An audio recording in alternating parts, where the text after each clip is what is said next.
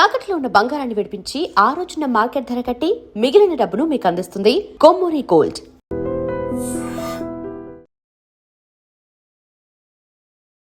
నమస్తే రమ్మగారు. నమస్తే జయ. రమ్మగారు, దేవకన్య సిరీస్ మతిమంతుడు సునంద అమ్మాయి సతీసాగమనం చేస్తుంటే ఆపేశాడు వద్దని.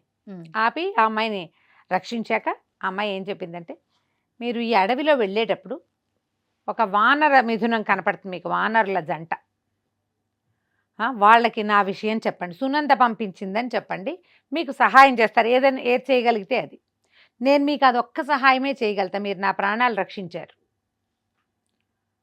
నాకు అంటే ధర్మం బోధించావు, పైగా నాకు సహాయం చేసినటువంటి చంద్రభానుడి స్నేహితుడు కాబట్టి అతనికి బహుశా వానర మిథునం కనిపించుంటుంది ఆ అడవిలో, కాబట్టి వాళ్ళకి నా సంగతి చెప్పండి, సునంద పంపించిందని చెప్పండి అని చెప్పి, సరే సరేనన్నాడు. ఆ అమ్మాయిని ఊరి వైపుకి పంపించేసి మతిమంతుడు ముందుకెళ్ళాడు. వెళ్తున్నాడు కానీ అతనికి ఎక్కడా కోతులు కనపడలే. ఇంతలో ఏమైంది, ఒక కోతి కనిపించింది వెళ్ళగా. ఆ కోతికేసి చూసేసరికల్లా ఆ కోతి కొంచెం క్రూరంగా అతన్ని పళ్ళికీల్చి భయపెట్టింది. ఉలిక్కిపడ్డాడు తను. ఏవో కోతులు కనపడతాయి, దానికి వాళ్ళకి సునంద పేరు చెప్తే సరిపోతుంది అనుకుంటే, అది పళ్ళు చూపించి పీకుతానన్నట్టు చెప్పేసరికల్లా చూపించేసరికి ఆ భావానికి తను బెదిరి కొంచెం కదిలాడు. అతని మీదకి దూకపోయింది కోతి. తను పరిగెత్తాడు. ఆ కోతి తను వెంటపడింది. మతి నెత్తి బాదుకున్నాడు, ఎందుకు దీని వైపు చూశాను నేను, ఆ సునంద కోతి పేరు చెప్పింది, ఆ అమ్మాయి చెప్పిన కోతి ఇదే అవునో కాదో తెలీదు, ఇదేమో వెంబడబడుతోంది. ఇక పిచ్చి వెర్రి ఎత్తినట్టు పరిగెత్తాడు. అతను ముందుకు వెళ్ళేసరికల్లా అక్కడ ఇంకో కోతి కనపడింది. ఇతను బెదురుతూ పరిగెడుతున్న ఇతను చూసేసరికల్లా కోతి గట్టిగా అరిచి కేకలు పెట్టింది. ధూర్తుడా ఆగు, ఏమిటి పని అని కేకలు పెట్టింది. ఎప్పుడైతే ఈ కోతి మనిషి గొంతుతోటి అరిచిందో మతిమంతుడికి అర్థమైంది, బహుశా ఇదే కోతి సునంద చెప్పింది. ఈ అరుపుకి వెనకాల వస్తున్న కోతి ఆగిపోయింది. ఇతని దగ్గరకు వచ్చి, అమ్మా సునంద చెప్పిన కోతివి నువ్వేనా అన్నాడు. అనగానే సునంద చెప్పటమా, సునంద చెప్పిందా నా పేరు అని అడిగి, భర్తను వీడు నా భర్త అని పిలిచింది. ఆ రెండో కోతి కూడా వచ్చి దగ్గర నుంచునేసరికల్లా ఇతను ఏం చెప్పాడు మతిమంతుడు, నా స్నేహితుడు చంద్రభానుడు కోసం వెతుక్కుంటూ వచ్చాను. మధ్యలో సునంద భర్త చనిపోయాడు కదా, ఆ చనిపోగానే ఆ అమ్మాయి సతీసహగమనం చేయబోతుంటే ఆమెను ఆపాను, ఆమె మీ పేరు చెప్పింది అని చెప్పాడు. చెప్పంగానే సునంద భర్త చనిపోయాడా అంది కోతి. అన్న మరుక్షణం అక్కడ ఇద్దరు మనుషులు ప్రత్యక్షమయ్యారు. ఈ కోతిగా మాట్లాడుతున్నది మనిషిగా సునంద పోలికల్లోనే, రెండోవాడు ఒక బాగా దృఢంగా బ్రాహ్మణ వేషధారిగా ఉన్న రెండోవాడిగా మారిపోయారు. ఓహో, నిర్ఘాంతపోయాడు. ఇదేమిటి కోతులు మనుషులైపోయినాయి, సునంద పేరు వినగానే అయిపోయింది ఏమిటి, చాలా ఆశ్చర్యపోయాడు. ఏంటమ్మా ఇవి వింత, సునంద ఇలా సతీసగమనం చేస్తుంటే ఆపాను, తను మీ పేరు చెప్పింది, తన పేరు చెప్పంగానే మీరు ఇలా మనుషులుగా మారారు ఏమిటంటే, అమ్మ వలవల ఏడుస్తూ అయ్యో సునంద భర్త చనిపోయాడా అని. ఆ అమ్మాయి ఏం చెప్పిందంటే, బాబు సునంద నేను అక్క చెల్లెలు, నా పేరు మహానంద, సునంద నా చెల్లెలు, నాకు మామూలు బ్రాహ్మణ పద్ధతి ప్రకారం తొందరగానే వివాహం చేశారు, నేను ఈడేరి పెద్దదాన్ని అయిన తర్వాత అత్తవారింటికి కాపురానికి పంపారు. మా దేశంలో అక్కడ బాగా వసంతోత్సవం విశేషంగా చేసేవారు. ఇతను నా భర్త, మా అమ్మ నాన్న సునంద కూడా మా అత్తవారింటికి నాతో పాటు వచ్చారు. కొద్ది రోజులు ఉన్నాక ఈ వింతలు, ఊర్లో ఉన్న వింతలు విశేషాలు చూద్దామని భావించింది సునంద. అడిగితే నా భర్త ఏమన్నాడు, ఇప్పుడు వసంతోత్సవం జరుగుతోంది కాబట్టి ఉత్సవం రోజున తీసుకెళ్తాను, 4 చూపిస్తానన్నాడు. నేను నా భర్త మా సునంద ఊరు వెంట బయలుదేరాం చూడ్డానికి. ఊరంతా వసంతోత్సవం హడావిడిగా ఉంది, అన్ని చోట్ల రంగులు చల్లుకుంటున్నారు. కొంతమంది స్త్రీ పురుషులు, మగవాళ్ళు ఆడవాళ్ళ వేషం, ఆడవాళ్ళు మగవాళ్ళ వేషం వేసుకున్నారు కొంతమంది. తర్వాత ఏమో ఊరంతా కోలాటాలు హడావిడిగా ఉంది. మేము మొత్తం ఈ తోటలు దొడ్లు ఆ ఉద్యానవనాలు అన్నీ చూసాం. ఆ చూస్తే ఒక ఉద్యానవనంలో ఒక పుట్ట కనపడింది. నేను అక్కడెక్కడో ఉన్న ఒక చెరుకు ముక్కను పట్టుకుని ఇట్లా చేత్తో ఆడిస్తూ, ఆ పుట్టకి హోల్స్ కనపడతాయి కదా, పుట్ట ఒక కోపులో ఇలా అన్నాను ఊరికే. అనేసరికి ఆ పుట్టలోంచి అమ్మా అని కేక వినపడింది. ఎవరో మనిషి ఉన్నాడని మాకు అనిపించింది. ఇలా లోపల నుంచి ఎవరిదో గొంతు వినపడిందని కంగారు పడి నేను నా భర్త చుట్టుపక్కల ఉన్న వాళ్ళకి చెప్పాం. వచ్చిన జనం అంతా కలిసి ఆ పుట్టను విడదీశారు. అందులోపల జటదారిగా ఉన్న ఒక ఆయన వృద్ధుడు కూర్చుని ఉన్నాడు. ఆయన ఎప్పుడో తపస్సు చేసుకుంటున్నాడు, చుట్టూతో పుట్ట ఏర్పడింది. ఆయన నన్ను చూసి ఇలాంటి పని చేస్తావా? ఒక పుట్ట కనబడితే పుట్టని కదుపుతారా ఎవరైనా? ఇప్పుడు నేను మనిషిని ఇక్కడ ఇందులో ఉన్నా, లేననుకో సర్పాలకి ఆలవాలం కదా ఇది. మరి నువ్వు ఇలాంటి పని చేస్తుంటే నీ భర్త ఎందుకు నోరు మూసుకుని ఉన్నాడు? అతను ఈ ప్రాంతం వాడు కదా. మీ ఇద్దరు కోతులైపోండి. ఓహో, కోతులు చేసే పని, అనవసరమైన దాన్ని ముట్టుకోవటం కోతులే కదా చేస్తాయి. నిన్ను వారించలేదు కాబట్టి ఇతను మూగవాడైపోతాడు అని చెప్పించేసరికల్లా ఇద్దరం వలవల ఏడ్చాము. మమ్మల్ని రక్షించమని అడిగితే ఆయన ఏమన్నాడు, అసలు మీరు ఇక్కడికి రావడానికి కారణం సునంద. ఆ అమ్మాయి అనకపోతే ఈ బ్రాహ్మణ కుటుంబంలో వాళ్ళు ఈ వసంతోత్సవాలకు వచ్చేవాళ్ళు కాదు. ఇదంతా రాచవారు ఆడేది ఆట. మీరు ఈ పని చేశారు కాబట్టి సునంద భర్త మరణం వింటేనే మీకు శాప విమోచనం అని చెప్పారు. కాబట్టి అలా జరిగింది. మేము కోతులుగా ఇక్కడ ఉన్నాము. సునంద కూడా ఈ దగ్గర ప్రాంతంలోనే ఉన్నది.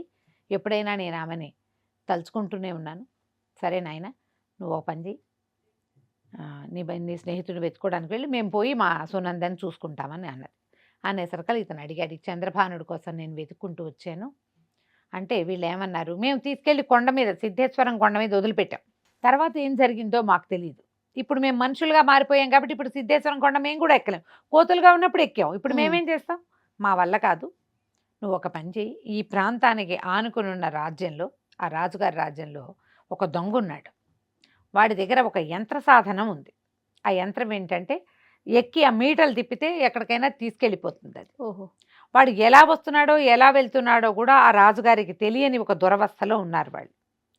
నువ్వు గనక వెళ్ళి ఆ దొంగ దగ్గర నుంచి ఎలాగైనా ఆ సాధనాన్ని, విమానం లాంటిది సంపాదిస్తే దాంతో నువ్వు వెళ్ళదలుచుకున్నది ఎక్కడికి, సిద్ధేశ్వరం అయినా వెళ్ళొచ్చు, లేదా ఇంకెక్కడికైనా. చంద్రభానుడు వెళ్ళింది మాత్రం సిద్ధేశ్వరమే.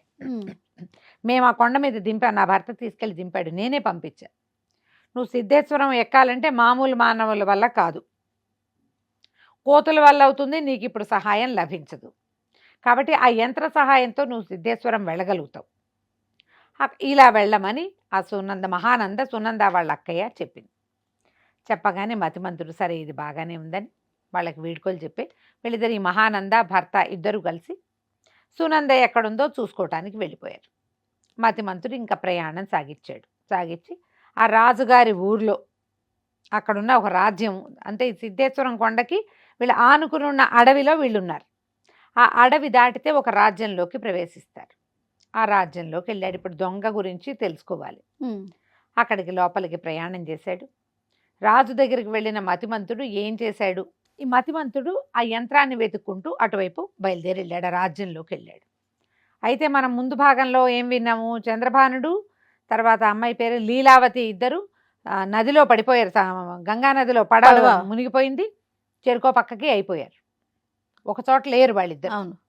అయితే ఈ నీళ్లలో మునిగిపోతూ ఉంటే చంద్రభానుడు బాగా విశ్వనాథుడికి వందల కొద్దీ దండాలు పెట్టుకున్నట్టు. స్వామి, నక్షత్ర మండలాలకు వెళ్ళాలన్న నా పేరాశ నన్ను ఈ స్థితికి తీసుకొచ్చింది. ఈ గంగానదిలో నేను ప్రేమించిన ప్రేయసిని కూడా పోగొట్టుకున్నాను. ఎలాగూ నేను మరణిస్తానేమో, ఒకవేళ మరణించినా నా ప్రేయసితో పాటే నేను మళ్ళీ పుట్టేలాగా చెయ్యి. ఈ జన్మలో కనీసం నేను కాశీ వచ్చి నిన్ను దర్శించుకునే అవకాశం లేకపోయింది, మరు జన్మలో మళ్ళీ నన్ను కాశీనగరంలోనే పుట్టించు అని దండం పెట్టుకున్నాడు. ఇక ప్రాణాల మీద ఆశ వదిలేసుకున్నాడు. మునిగిపోయాడు లోపలికి. మునిగిపోతే అతనికి ఏదో రెండు గట్టిగా ఇనప గుదియల్లాగా ఉన్నవి రెండు తగిలినాయి. వాటిని పట్టుకుంటే అతనికి ఏమనిపించింది, తను పట్టుకున్నవి ముందుకు ఇనప గుదియలు అనిపించినాయి కానీ అవి ఇనపవి కాదని ఎవరివో పాదాల జంటగా తెలిసింది. ఇక వదిలిపెట్టల ఆ పాదాలు ఎట్లా కావలించేసుకున్నాడు. ఊపిరాడుతోందో లేదో తెలియదు. ఒక్క 5 నిమిషాల తర్వాత తెలిసింది ఆ పాదాలు నడిచి వెళ్ళిపోతున్నాయి, వాటితో పాటు ఈడ్చుకుపోయినట్టుగా వెళ్ళిపోయాడు. ఇక వెళ్ళగా ఆ కాళ్ళు గంగానదిలోంచి బయటికి నడిచేసినాయి. ఒడ్డు మీదకి ఎక్కేసరికల్లా ఇతను తెలుసుకున్నాడు, ఏ సిద్ధుడైతే తనని ఇక్కడికి తీసుకొచ్చాడో, సిద్ధేశ్వరం అడవిలో కింద వదిలిపెట్టాడో ఆ సిద్ధుడివి ఆ కాళ్ళు. ఓహో. ఒక పక్కన ఆయన చూసి లేచి నిలబడ్డాడు, పదే దండాలు పెట్టాడు. గురుదేవా, మీరే నన్ను తీసుకొచ్చారు, నక్షత్ర మండలం చూడాలన్న కోరికతో నేను మా ఊర్లో అడిగాను, మనం కాశీనగరానికి దరిదాపులకు వెళ్ళాలన్నారు. సిద్ధేశ్వరం అడవి దగ్గర మీరు నన్ను వదిలిపెట్టేశారు. నేను సిద్ధేశ్వరం కొండ మీదకి ఎక్కాను. అక్కడ లీలావతిని కలుసుకున్నాను. ఆమెతోటి గంగానది ప్రవేశం చేశాను. అక్కడేమో ఇలా పడవ పగిలిపోయింది అని 10 విధాలుగా బతిమలాడేసరికల్లా ఆయన అన్నాడు, అది చూడు నీ ఆలోచన, నువ్వు ఎక్కడి నుంచి ఎక్కడికి వెళ్ళి ఇక్కడికి వచ్చావు అనేసరికల్లా వదిలిపెట్టాల. అమ్మాయి లీలావతి బతికుందో లేదో తెలియదు. కనీసం నా కోరిక తీరే మార్గమైనా మీరు చెప్పండి. నేను మిమ్మల్ని నమ్ముకుని కాషాయ వస్త్రాలు కట్టుకుని మీ వెనకాల వచ్చాను అనేసరికల్లా ఆయన అన్నాడు, సరే నువ్వు నాతో రా అని వెంబడి పెట్టుకు తీసుకెళ్ళాడు. ఒక పురాతన దేవాలయం దగ్గరికి వెళ్ళారు ఇద్దరు. ఆయన ఈ కుర్రాడిని, చంద్రభానుడికి లీలావతి బతికుందో లేదో తెలుసుకోవాలని ఉంది. ఈయనకి ఏం కోపం వస్తుందో అర్థం కావట్లా. ఈయన మనం అరగంట మాట్లాడితే ఆయన అరక్షణ మాట్లాడుతున్నాడు. బయట నుంచున్నాడు. ఇక్కడ ఉండు, నేను వెళ్ళొస్తానండి. లోపలికి వెళ్ళి లోపల నుంచి ఒక చిన్న ఇంత భరిణ లాంటిది పట్టుకొచ్చి ఇచ్చాడు. ఇది సిద్ధాంజనం, ఇది కాలికి రాసుకో. నువ్వు ఎక్కడికి కావాలంటే అక్కడికి నిన్ను తీసుకెళ్తుంది, నీ కోరిక తీరుతుంది అంటే. ఇతను అడిగాడు, అమ్మాయి లీలావతి బతికుందా, నాకు లభిస్తుందా అంటే, ఆ ప్రశ్నలు అడగద్దు అన్నాడు. అన్నాడా ఆయన టక్కిన మాయమైపోయాడు. ఈ కుర్రాడికి ఏమనిపించింది, లోపలికి వెళ్ళి చూద్దాం ఆ దేవాలయంలో ఏముందో. తర్వాత ఒక నిమిషం అయ్యాక తమాయించుకున్నాడు, నేను ఇప్పుడు చేసినవే కొంచెం హైరాణ అనవసరమైన పనులు, మళ్ళీ ఈ కొత్త పని చేయటం ఎందుకు? ఆయన నన్ను ఒకవేళ లోపల చూసే అవకాశం ఉంటే బయట ఎందుకు నుంచోబెట్టేవాడు, లోపల తీసుకెళ్ళేవాడు కదా. తీసుకెళ్ళకుండా నన్ను బయట నుంచోబెట్టాడంటే నన్ను ఒప్పుకోలేదనమాట లోపలికి. కాబట్టి ఇంకా లోపలికి వెళ్ళొద్దు అని సరే విశ్వనాథుడికి దండం పెట్టుకున్నాడు, తండ్రికి దండం పెట్టుకున్నాడు. తండ్రిని తలుచుకుని మతిమంతుడిని ఇందుమతిని ఇద్దరిని తలుచుకుని సంతోషించాడు. ఈ గురుదేవుడి పాదాలకు 100 నమస్కారాలు చేసుకుని ఆ సిద్ధాంజనాన్ని తీసుకున్నాడు. చూస్తే అదొక నల్లటి ముద్ద. ఇప్పుడు ఇది రాసుకుని ఎక్కడికి వెళ్ళాలి బాగా ఆలోచించి చూస్తే తూర్పు పడమరలు చూశాడు. తూర్పు వైపు సూర్యుడు ఇట్లా పైదాకా లేచి ఉన్నాడు. తూర్పుకి వెళ్తే సూర్యమండలం ఉంటుంది, కాలిపోతాం. పడమటికి వెళ్తే చంద్రమండలంగా ఉంటుంది, కానీ అతి చల్లగా ఉంటుంది, నేను ఒళ్ళు బిగిసిపోతుందేమో. ఇప్పుడు ఏ మండలానికి వెళ్ళాలి బాగా ఆలోచిస్తే దక్షిణ దిక్కున ఒక మిణుకుమంటున్న ఒక తార కనపడింది. ఇంకే బాగా ఆలోచించుకుని, తండ్రి ఇది ఒక అవకాశం ఇచ్చావు, చచ్చిపోవాల్సిన వాడిని బతికించావు, జీవితం మీద ఆశ కల్పించావు. అక్కడ దగదగాయమానంగా కనపడుతున్న ఆ నక్షత్రం మీదకి నన్ను తీసుకెళ్ళు అని కాళ్ళకి సిద్ధాంజనం రాసుకుని దండం పెట్టుకుని నుంచున్నాడు. అతనికి తెలిసింది తను ఇట్లా గాల్లో ఎగిరిపోతున్నామని. ఎగిరి ఎగిరి ఎగిరి ఎక్కడికి వెళ్తున్నాడో తెలియకుండా ఒళ్ళు తేలిగ్గా అయిపోయింది. ఒక చోట దిగాడు. తను ఎక్కడ నుంచుని లేచాడో అది ఇప్పుడు ఎక్కడున్నాడు, ఒక స్ఫటిక శిల మీద నిలబడి ఉన్నాడు. ఓహో, అదంతా ఎంత అద్భుతంగా ఉన్న ప్రదేశమో. అన్ని స్ఫటిక శిలల మీదే మొక్కలున్నాయి. ఏ మొక్క నేల మీద ఉన్నట్టు లేదు, అక్కడ నేల ఉన్నట్టుగా కూడా లేదు. అంతా బంగారము వెండి మయంగా ఉంది. ఏవో ఉన్నాయి భవనాలు, అవి ఉద్యానవనంలాగా కనపడుతోంది. ఇంతలో దూరం నుంచి ఒక దేవదూత లాంటి వాడు ఒకడు వచ్చాడు. ప్రభు, ఇక్కడెందుకు నుంచున్నారు? మీరు వచ్చిన దివ్య విమానం ఏది? మీరు ఎవరి కోసం వచ్చారు, ఎలా వచ్చారు అని అడుగుతున్నాడు. దివ్యమా విమానమా ఎటా వచ్చాం? 2 కాళ్ళ మీదే వచ్చాం. ఇతనికి ఏం చెప్పాలో తెలియలే. విషయం 2 వాక్యాల్లో చెప్పాడు. చెప్పంగానే ఇది చాలా ఆశ్చర్యంగా ఉంది, కానీ మీకోసం ఒక ఆమె వేచి ఉంది, పదండి అన్నాడు. ఈ వేచి ఉన్న ఒక ఆమె ఎవరో తెలీదు, మీలాంటి అత్యద్భుత వ్యక్తి కోసం. కానీ దేవదూత తెలిసిందేమిటి, వీడు నరుడు, చనిపోయిన వాడు కాదు, అక్షరాలా జీవించి ఉన్నవాడు, కళ్ళు అర్పుతున్నాడు. తీసుకుపోయాడు. ఈ వెళ్ళిపోయిన చంద్రభానుడు వెళ్తున్నవాడు ఎవరిని కలిశాడు, ఈయన కోసం వేచి ఉన్న మహాద్భుత సౌందర్యవతి ఎవరు, అసలు ఇది ఏం ప్రాంతమో మనం వచ్చే భాగంలో చూద్దాం. తప్పకుండా అండి. నమస్తే నమస్తే. And for more videos, Please subscribe to iDream. Please subscribe to iDream. Please subscribe iDream. And please subscribe to iDream.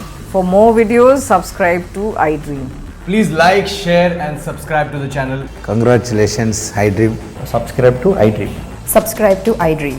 So subscribe to iDream Media. iDream ki iDream team andarki huge congratulations. Please subscribe iDream Media. Please subscribe to iDream. Subscribe iDream. Please subscribe to iDream. I dream అంటే నా కళల ఛానల్ను subscribe చేసుకున్న నోరు తిరుగుతలేదు. మీరైతే గంట గుర్తు కొట్టండి. For more such videos, please subscribe to iDream. Subscribe to iDream. Please subscribe to iDream. Please subscribe iDream Media. Please do subscribe to I dream. Please subscribe to iDream Media. For best entertainment and information, please subscribe iDream. And don't forget to subscribe to iDream.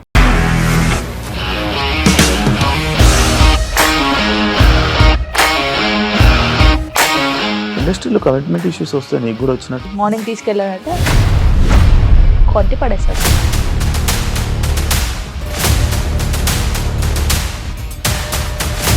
ఒక్కళ్ళు కూడా చూడలేదు ఈ cinema అని చెప్పడానికి కూడా చాలా ధైర్యం కావాలి. అది నిజం కదా, దాంట్లో ధైర్యం ఏంటి? ఇది నెక్స్ట్ డే ప్లేట్ మార్చేస్తే తప్పు కదా. As of now, we are comfortable this అని నేను అనుకుంటున్నాను. రష్మిక గారిది మీది ఒకే ఊరంట కదా? నీకు కోపం వచ్చిందంటే బాగా తిట్టేత్తరా? తిట్టేద్దామండి. నిజంగా గేమ్ ని ఎలా చేంజ్ చేయగలిగారు? ఏపీఎస్ఎఫ్సి వాళ్ళకి 6 నెలల్లో నేను 6 లక్షలు కట్టా. బిజినెస్ చేయాలనుకుంటే it is as difficult as riding a tiger.